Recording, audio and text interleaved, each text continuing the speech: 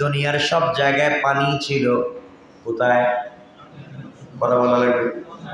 এখানে আমাদের নারীদের পানি ছিল নল ইসলামের জমানায়, আর ছিল তো সব জায়গায় পানি, গোটা সৃষ্টি জগৎ মানে জমিনের সব জায়গায় পানি। তাহলে এখানে ছিল। আল্লাহ বললেন গোটা পৃথিবীতে যখন আমি প্লাবন দিয়েছি নূহের জামানায়, ওই দিন নূহ আলাইহিস সালাতু ওয়াস সালামের নৌকা তার তরি, যেই দিন তার কিস্তি যদি পর্বতে আমি বিড়াইয়া দিয়েছিলাম, যেই দিন যদি পাহাড়ের কাছে আমি তার কিস্তি ভিড়াইয়া দিয়েছিলাম, ওই দিনটাও ছিল 10 মুহররম আশুরা। সুবহানাল্লাহ, জোরে বলেন সুবহান। চিন্তা করতেছেন এই দিনের দাম কতটুকু, আর এটা আপনারা বানাইছেন হালুয়া খাওয়ার দিন। আশ্চর্য। আমার কথা রাগ করতেছেন আপনারা? আমি বুঝতে চাচ্ছি, আপনার এই কথাগুলো বুঝিয়ে দিবেন যে 10 মুহররমের দাম কেন হয়। আপনারা যদি বলেন এখন নূহ ইসলামের প্লাবন নিয়ে আমি 1-2 মিনিট কথা বলবো, লম্বা হয়ে যাবে, কিন্তু অনেক ঘটনা আছে আশুরার দিনে। সব ঘটনা বলতে গেলে আপনারা কেউ বসবেন না, সব চলে যাবেন।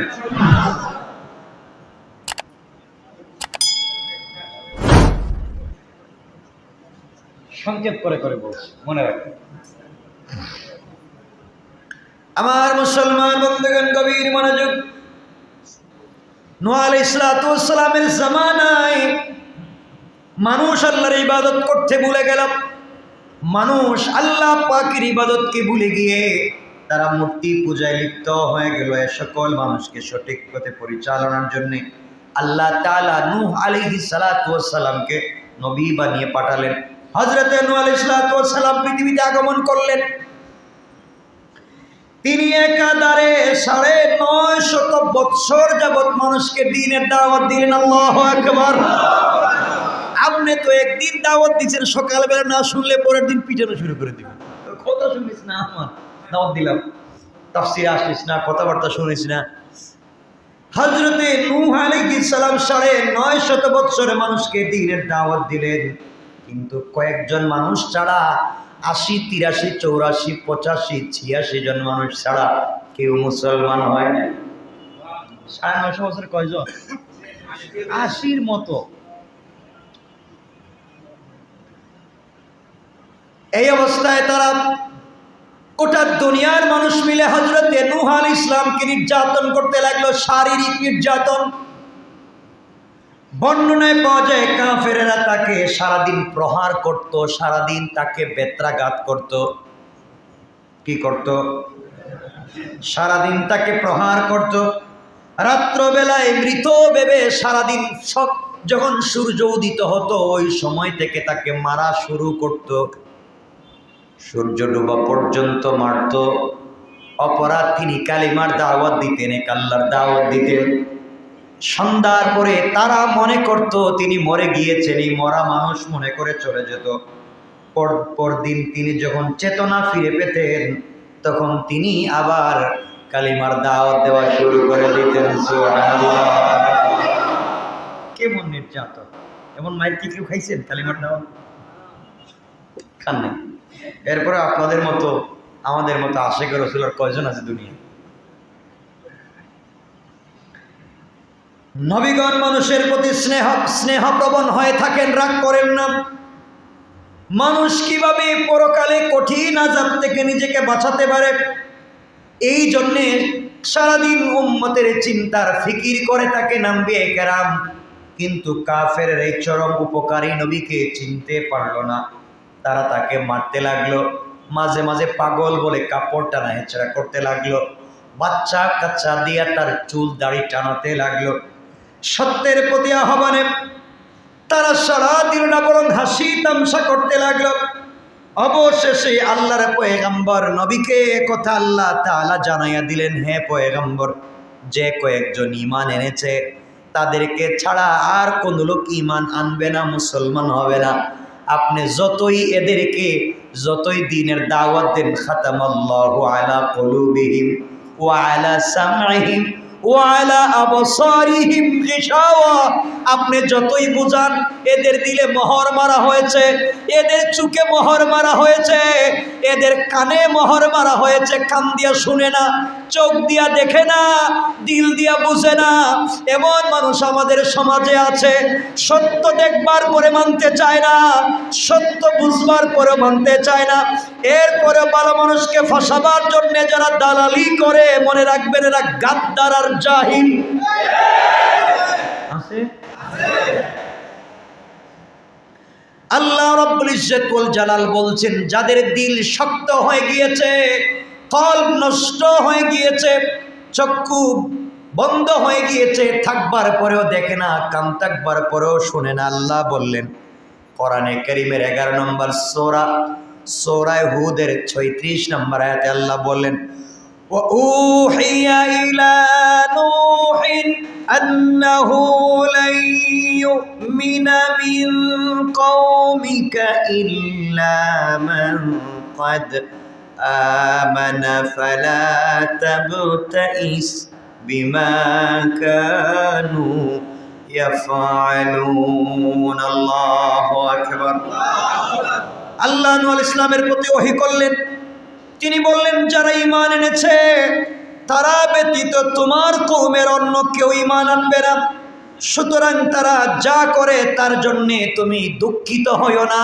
তারা তোমার পাঞ্জাবি ধরে টানে, গীবত শিকায়ত করে, সমালোচনা করে, সারাদিন তোমাকে পিটায়, রাত্রবেলা মরে গেছো মনে করে ফেলে দিয়ে চলে যায়, তোমাকে কষ্ট দেয়, নির্যাতন করে, পাগল বলে। তুমি অন্তরের ভিতরে ব্যথা নিও না, কষ্ট নিও না, এদেরকে যাই বুঝাও না কেন এরা মুসলিম হবে না। এই কথাগুলা যখন আল্লাহ জানাইয়া দিলেন, নবীগণ তো মানুষের প্রতি স্নেহশীল, জানতে পারে না হারে 950 বছর দাওয়াত দিলাম, এত লাখ লাখ মানুষ জাহান্নামে যাবে। তাই নূহ আলাইহিস সালাম আল্লাহ পাকের তরফ থেকে কথা জানতে পারলেন যে এই কাফেররা আর ঈমান আনবে না।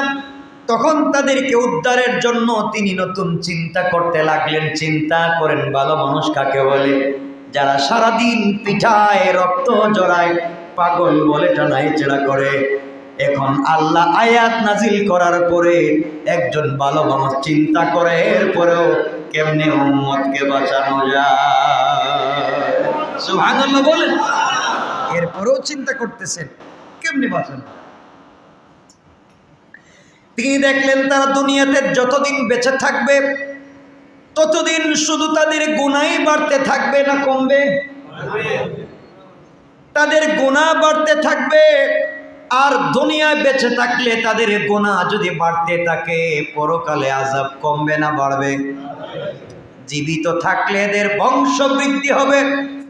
মুসলমান যে কয়েকজন আছে তাদেরকেও কোনো সময় কাফের বানিয়ে ছাড়বে।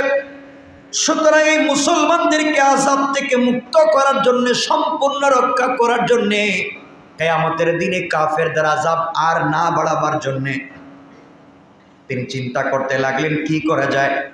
তাদের দুনিয়াবী জীবনের অবসান ঘটান দরকার। তারা বেঁচে থাকলে আরো গুনাহ করবে, আরো কষ্ট দিবে, আল্লাহর রাগ বাড়বে।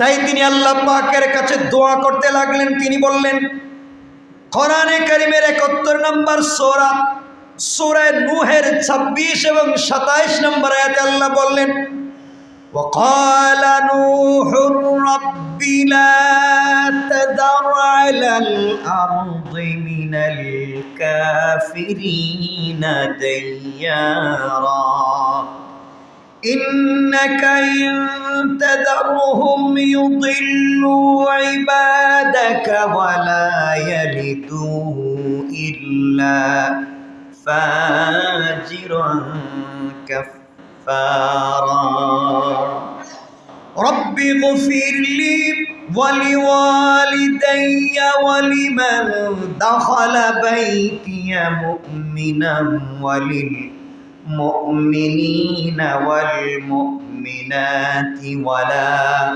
تزيد الظالمين إلا تبارا الله أكبر।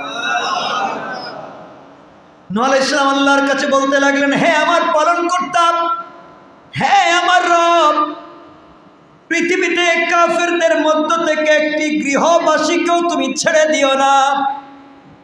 তুমি তাদেরকে ছেড়ে দিলে ওরা মুসলমানদেরকে গোমরাহ বানিয়ে ছাড়বে এবং জন্ম দিতে থাকবে দুনিয়ার জমিনে শুধু গুনাহগার আর কাফের। দুনিয়ার জমিনটাকে নষ্ট করে ফেলবে, শুধু গুনাহগার আর কাফের জন্ম দিবে আর মুসলমানদেরকে খতম করে ফেলবে। হে আমার পালনকর্তা, হে আমার রব, তুমি ক্ষমা করো আমাকে, আমার পিতা মাতাকে এবং যারা মুমিন হয়ে আমার গৃহে প্রবেশ করে তাদেরকে এবং মুমিন পুরুষ এবং নারীদেরকে, যারা জালেমদের শুধুই ধ্বংস বৃদ্ধি করে দেয়। আয় আল্লাহ তাআলা, তুমি আমাদেরকে ক্ষমা করে দাও, আমাদের মা বাপকে ক্ষমা করে দাও, আর জালেম যারা আছে এদের ধ্বংস বৃদ্ধি করে দাও। দোয়াটা করলেন কে? নূহ ইসলাম কে? একজন মানুষ 950 বছর দাওয়াত দিচ্ছেন, কষার প্রতিদিন মায়ের খাইছেন। এমন উম্মতের দরদি নবী যখন আল্লাহর কাছে দোয়া করেছেন, আল্লাহ দোয়া ফিরিয়ে দিতে পারলেন না। আল্লাহ বললেন মনজুর। আল্লাহু আকবার। ও নূহ, তোমার দোয়াকে আমি মনজুর করে নিলাম। কাফেরদেরকে ধ্বংস করে ফেলবো, তাদের ধ্বংস অনিবার্য। এই ধ্বংস সাধনের জন্য আল্লাহ পাক সারা দুনিয়া ব্যাপী পৃথিবীর মানুষগুলাকে উপলব্ধি করাবার জন্য আল্লাহর আযাব গজব কেমন হয়, আল্লাহ যদি রাগ করে ফেলেন কতটুকুন রাগ করতে পারেন বুঝাবার জন্য গোটা দুনিয়া ব্যাপী প্লাবন দিয়ে দিলেন। গোটা দুনিয়া ব্যাপী প্লাবনের কথা, বন্যার কথা জানিয়ে নূহ ইসলামকে একটা কিস্তি বানাতে বললেন। কি বানাতে? মানে কি? সবাই বলেন, আরেকটু বলেন। ঠিক আছে। মুমিনদেরকে বললেন, তিনি বলে দিলেন তোমরা নৌকা তৈরি করো, কিস্তি বানাও। হযরত নূহ আলাইহিস সালাম বলতে লাগলেন, আল্লাহ তাআলা আমি কোথায় নৌকা বানাবো, কাঠ কোথায়, আর এই মরুভূমিতে নৌকা দিয়ে লাভ কি?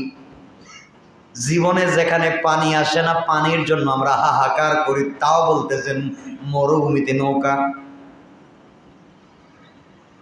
আল্লাহ তাআলা বললেন বানাও, নির্দেশ করলে এভাবে আসলা ওয়াসনাইল ফুলকা বিআয়ুনিনা ওয়া ওয়াহয়িনা ওয়ালা তুখাতিবনি ফিল্লাযীনা যালামু ইন্নাহুম মুগরাকুন। আল্লাহু আকবার। আল্লাহ রাব্বুল ইজ্জত ওয়াল জালাল বললেন তুমি আমার তত্ত্বাবধানে এবং আমার ওহী অনুযায়ী নৌকা তৈরি করো। নৌকা বানাতে বলছেন কারে? কার তত্ত্বাবধানে? কার? সবাই বলে নৌকা বানাতে মিস্ত্রি বলতেছে নূহকে, তত্ত্বাবধান করবেন কে? চিন্তা করবেন। তিনি বললেন নৌকা তৈরি করা আমার তত্ত্বাবধানে, যারা সীমালঙ্ঘন করেছে তাদের ব্যাপারে তুমি আমাকে কিছু আর বইলো না। সুবহানাল্লাহ বলে। যখন নৌকা বানানো হবে তোমার দরদ লাগবে, ওদেরকে পিটামো, তুমি কিছু বইলো না, কারণ তুমি তো উম্মতের দরদি নবী। তোমার সামনে যখন উম্মত গুলাকে কষ্ট পেতে দেখবা, তুমি আবার হাত উঠাইয়া দিবা। আগে বলে দিলাম হাত উঠে এলাম নাই, কারণ আমি আল্লাহর রাগ যার উপরে উঠে যায়, সারা পৃথিবী তার পক্ষে থাকলে আমি যদি তার বিপক্ষে চলে যাই, কেউ তাকে বাঁচাতে পারবে না। ঠিক কিনা বলেন? আজকে যারা জালেম দুনিয়ার জমিনে জুলুম করছে, তাদের ক্ষমতা থাকতে পারে আল্লাহ যদি তাদের বিরুদ্ধে চলে যায়, গোটা দুনিয়ার ক্ষমতা তাদেরকে বাঁচিয়ে রাখে।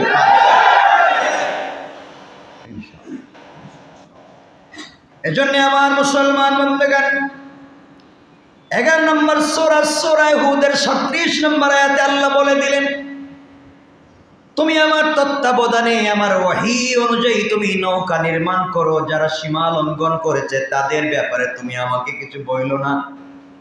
নূহ আলাইহিস সালাম নৌকা বানাতে লাগলেন। আল্লাহকে বলেন আল্লাহ নৌকা কয়তলা বানাও? আল্লাহ বলেন 3 তলা। কয়তলা? 3 তলা। জীবনে বানাই নাই, নৌকাও দেখি নাই, তাও মরুভূমি এলাকা, ওর 3 তলা নৌকা বানাও। আমার বন্ধুগণ, হযরত নূহ আলাইহিস সালাম নৌকা বানাতে লাগলেন। কে বানাচ্ছেন নৌকা? তার কওম, তার জাতি, তার গ্রাম, তার শহরের মানুষ যারা আশেপাশে নূহ আলাইহিস সালামকে 950 বছর দেখছে। কয়শো বছর? 950 বছর দেখছে। একটা মানুষকে সারাদিন পিটাইছে, তাও কোনোদিন জবাব দেয় নাই। এমন একটা মানুষ এখন নৌকা বানাচ্ছে, দেখবেন আপনি 1000 ভালো কাজ করেন, আপনার প্রশংসা করবার লোক আপনি পাবেন না। আর আপনার যদি পান থেকে চুন পড়ে যায়, সমালোচকের অভাব না। ঠিক কিনা বলেন? জন্ম যারা অল্পতে বিপদকামী হয়ে যায়। আমার কথা তো বুঝেন আপনারা? মোটামুটি এতটুকুন বুঝলে চল। নূহ আলাইহিস সালাম নৌকা বানাতে লাগলেন, তার জাতি বিদ্রুপ করতে লাগলো। এই কথাকে আল্লাহ রাব্বুল ইজ্জত ওয়াল জালাল জানাইয়া দিলেন কোরআনে কারীমের সূরা হুদ 11 নম্বর সূরা 38 নম্বর আয়াতে আল্লাহ জানাইয়া দিলেন, وَيَصْنَعُ الْفُلْكَ وَكُلَّمَا مَرَّ عَلَيْهِ مَلَأٌ مِّن قَوْمِهِ سَخِرُوا مِنْهُ قَالَ إِن تَسْخَرُوا مِنَّا فَإِنَّا نَسْخَرُ مِنكُمْ كَمَا تَسْخَرُونَ। আল্লাহ রাব্বুল ইজ্জত ওয়াল জালাল বললেন, সে নৌকা নির্মাণ করতে লাগলো এবং যখনই তার কওমের প্রধানেরা তার কাছ দিয়ে অতিক্রম করতে লাগলো, তারা উপহাস করতে লাগলো। নূহ বলতো তোমরা যদি আমাদেরকে উপহাস করো, তবে আমরাও তোমাদেরকে সেইরূপ উপহাস করব, যেরূপ তোমরা আমাদেরকে উপহাস করছো। নূহ আলাইহিস সালাম জীবনে একদিন উত্তর দিয়েছেন, তিনি বললেন, 950 বছর পিটাইছো, জবাব দেই নাই। তোমাদের দরদি হইয়া কত কথা বলছি, আল্লাহর দরবারে কাকুতি মিনতি করছি। এবার আল্লাহর তত্ত্বাবধানে আমি নৌকা বানাই, তোমরা আমাকে নিয়ে আবার উপহাস করছো। তাহলে শোনো, আজকে তোমরা যেইভাবে আমাদেরকে নিয়ে উপহাস করছো, তোমাদেরকে নিয়েও কিন্তু আমরা সেইভাবে উপহাস করব। সুবহানাল্লাহ। কথা আল্লাহ কোরআনে বলছেন না, বলেন নাই?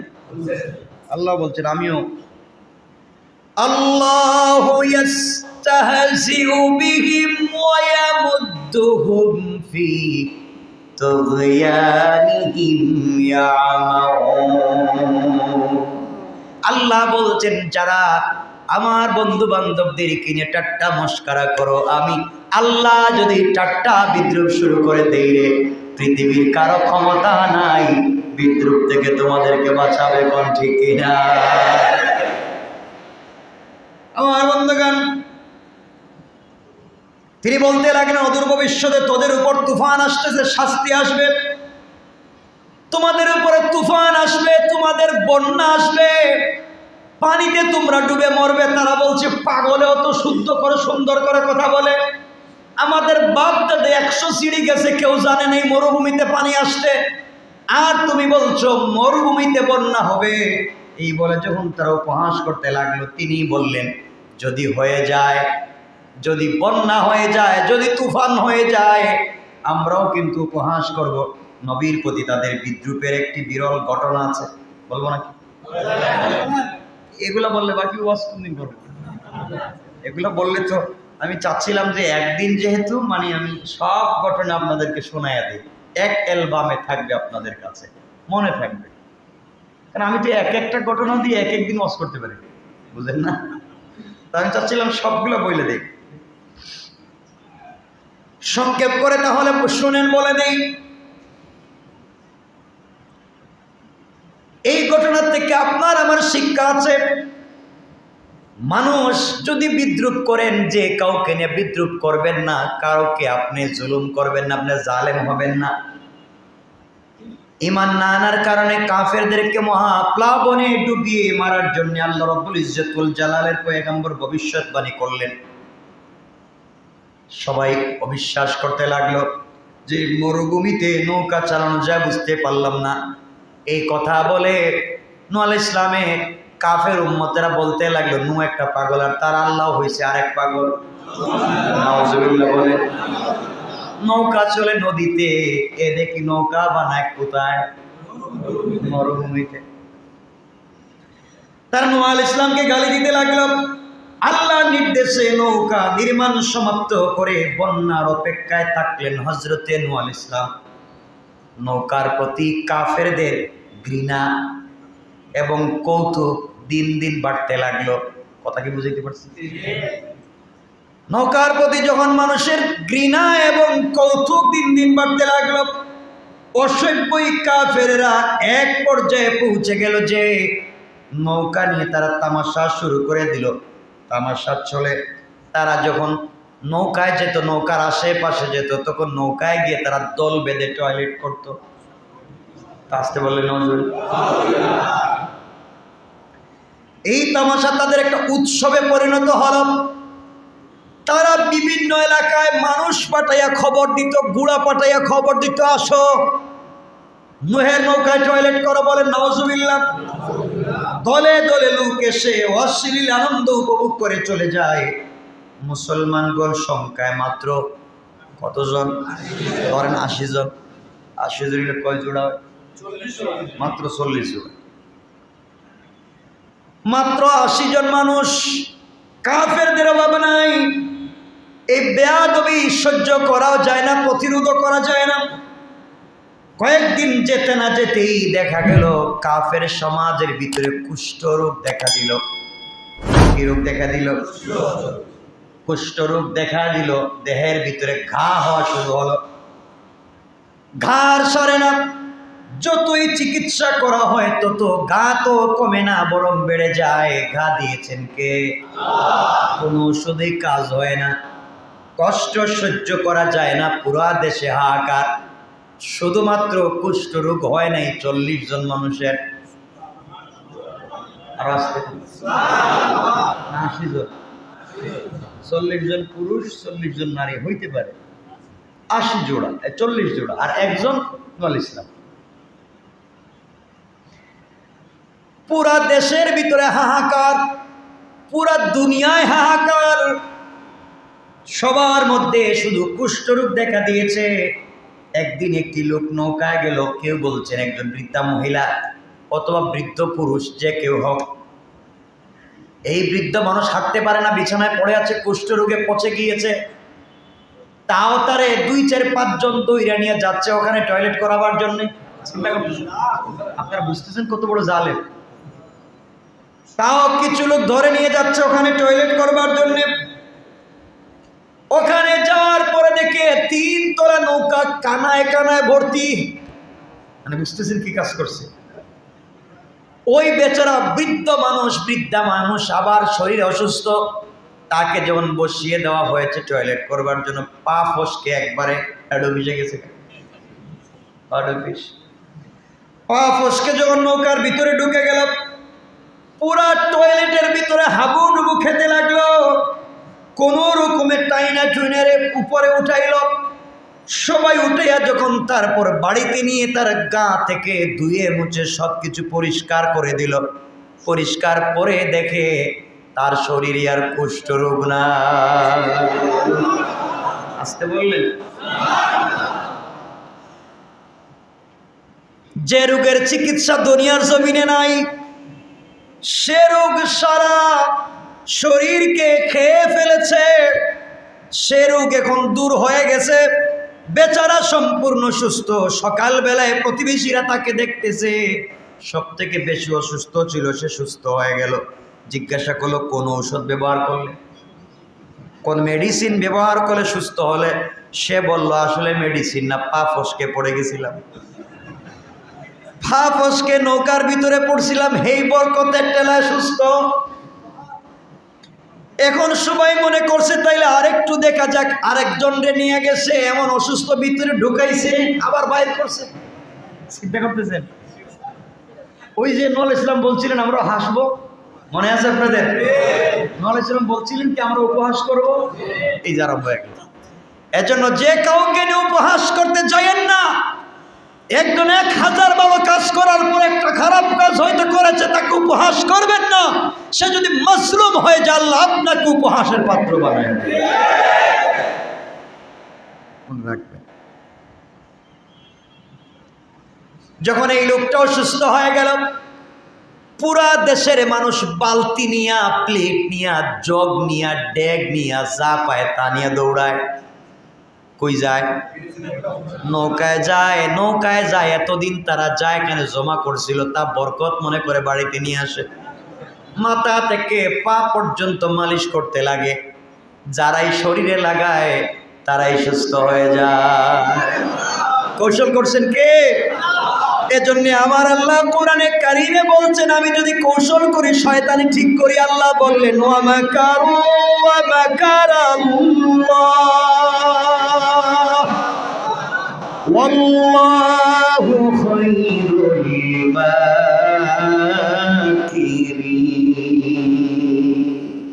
আমি যখন কৌশল শুরু করব তোমরা জানো না কি করতে পারি।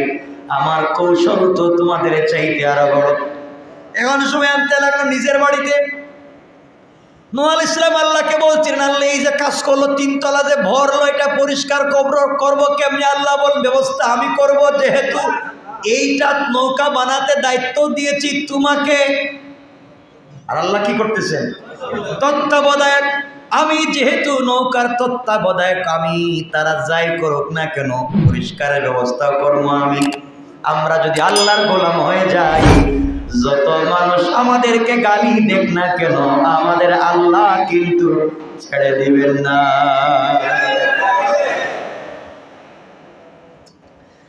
আমার বন্ধুগণ,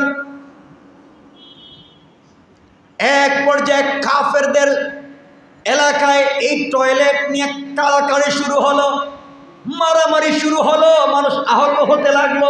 কে কাঠটা নিবে? এই মারামারি করতে করতে এক পর্যায়ে তিনতলা পরিষ্কার। এরপরে দেখা যায় আর কোনো টয়লেট নাই। এক পর্যায়ে তারা পানি দিয়ে ধুইতে লাগলো, ধুইয়া পানি নিয়ে যায়। পানি দিয়ে নৌকা এমন পরিষ্কার করছে, নূহ আলাইহিস সালাম নৌকা তৈরি করার পরে কিন্তু তিনি পরিষ্কার করেন না, এখন একবারই পরিষ্কার হয়ে গেছে। সুবহানাল্লাহ বলে ধোয়া মোছার কাজ করে ফেলল।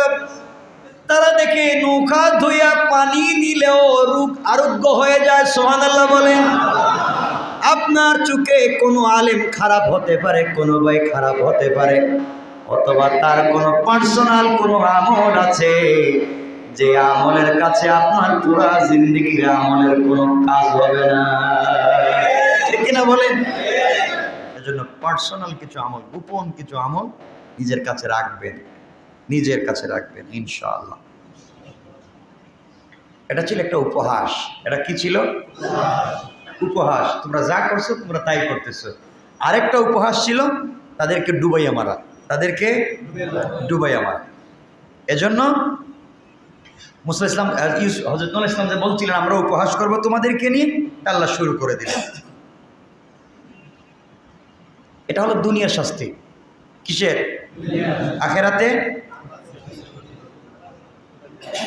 এক পর্যায়ে কিস্তি যখন আরোহী বহন করার উপযুক্ত হয়ে গেল, আল্লাহ রাব্বুল ইজ্জত ওয়াল জালাল সূরা হুদ 11 নম্বর সূরা 40 নম্বর আয়াতে বললেন, কুল নাহমিল ফিহা মিন কুল্লি যাওজাইনি ইসনাইনি ওয়া আহলাকা ইল্লা মান সাবাকা আলাইহিল কওলু ওয়া মান আমানা ওয়া মা আমানা মাআহু ইল্লা কালিল।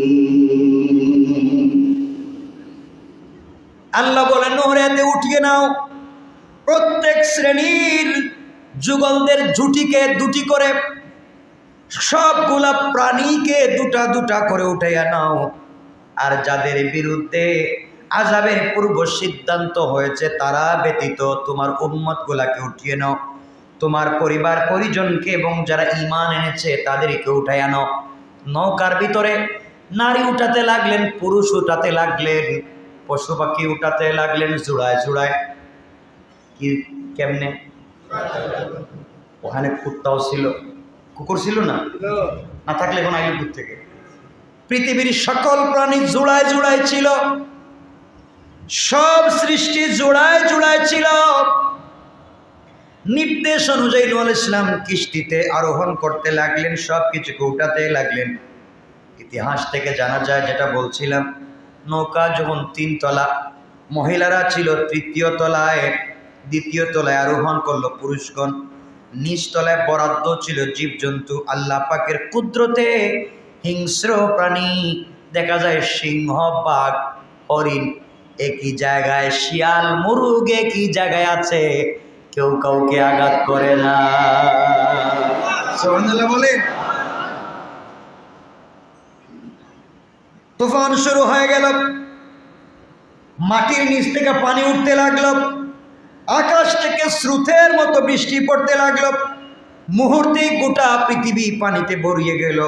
পৃথিবীর সর্বোচ্চ পাহাড়ের চূড়াটিও পর্যন্ত ডুবতে বাকি ছিল না, সব পানিতে ডুবে গেল। চারিদিকে শুধু পানি আর পানি, পানিতে ডুবে গুনাহগার কাফের সহ সকল প্রাণী যখন মারা যেতে লাগলো, শুধু বেঁচে গেলেন যারা কিস্তিতে আরোহণ করলেন। 40 জোড়া মানুষ আর কিছু জীবজন্তু।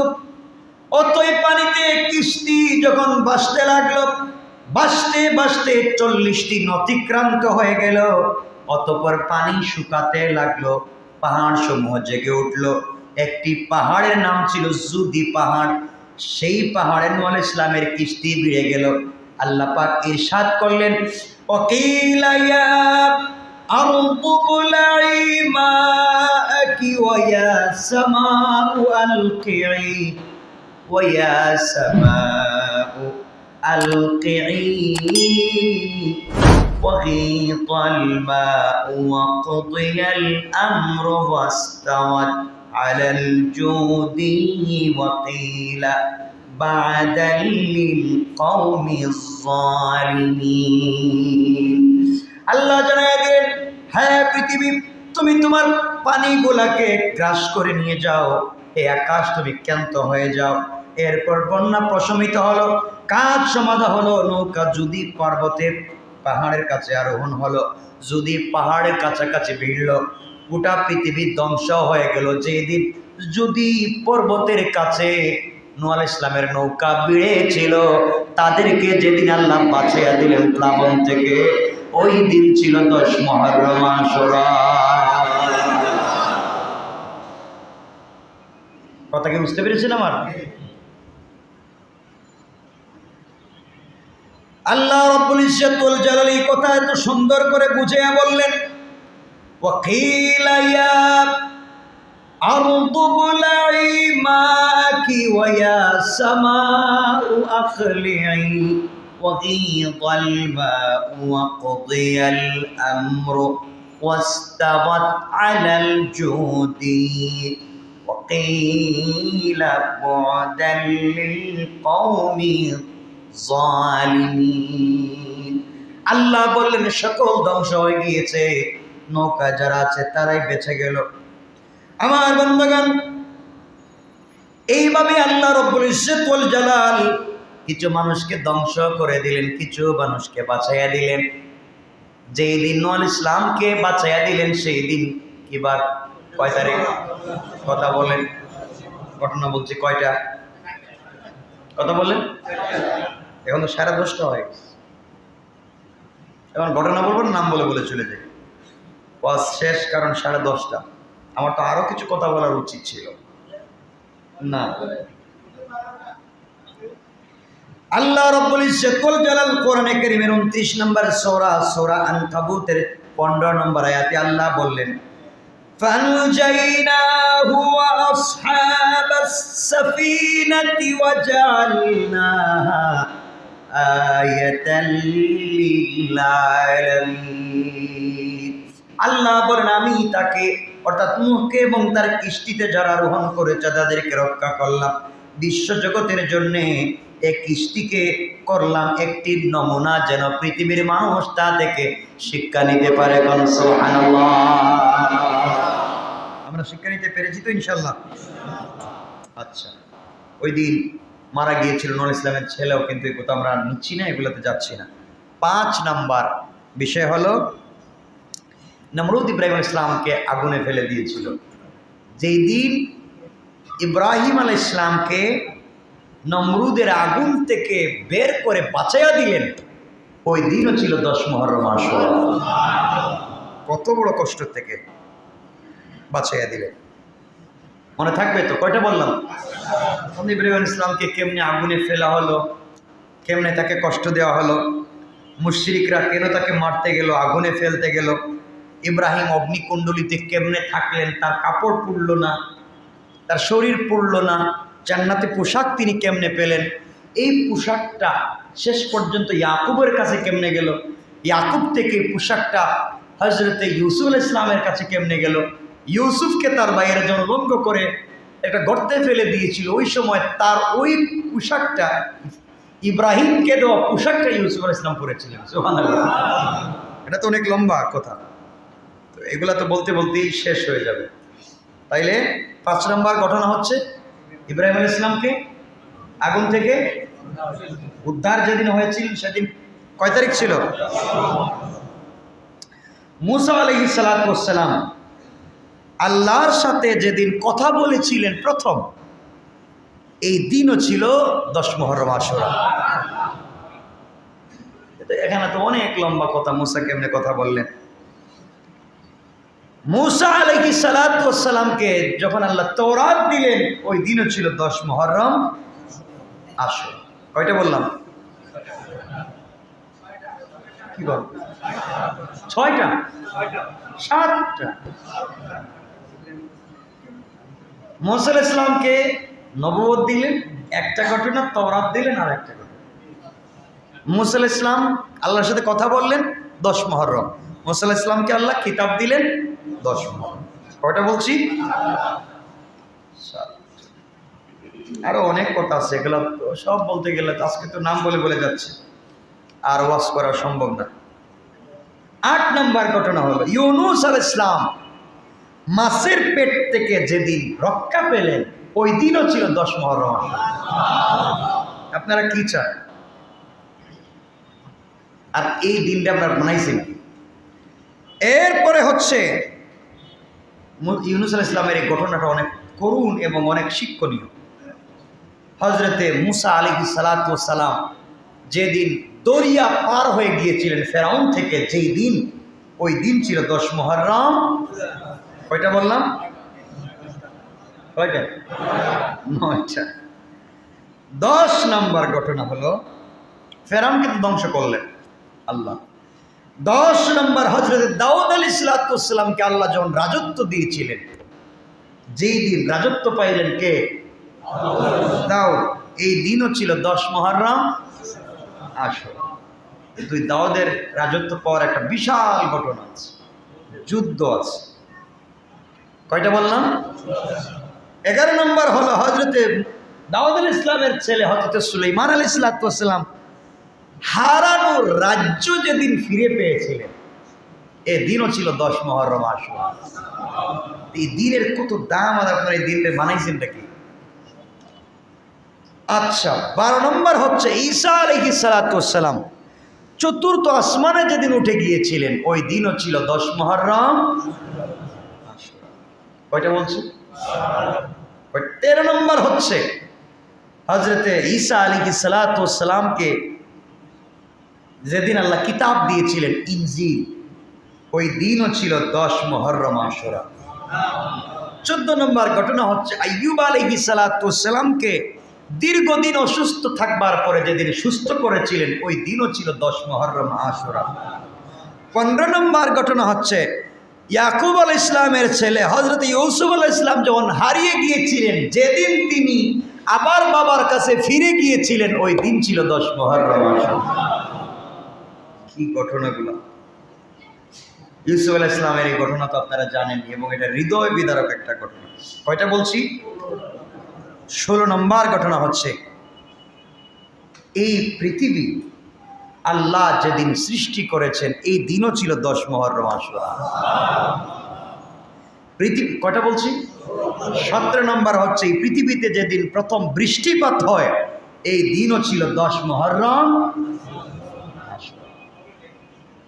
18 নম্বর হচ্ছে এই পৃথিবীতে যেদিন কিয়ামত সংগঠিত হবে, ওই দিন 10 মুহররম। শেষ ঘটনা 19 নম্বর। কোন নম্বর?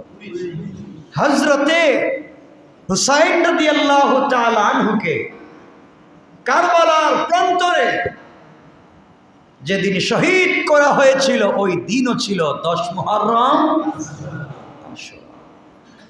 তো এত এত এত এত ঘটনার কারণে এই দিনের দাম অনেক অনেক অনেক গুণ বেশি।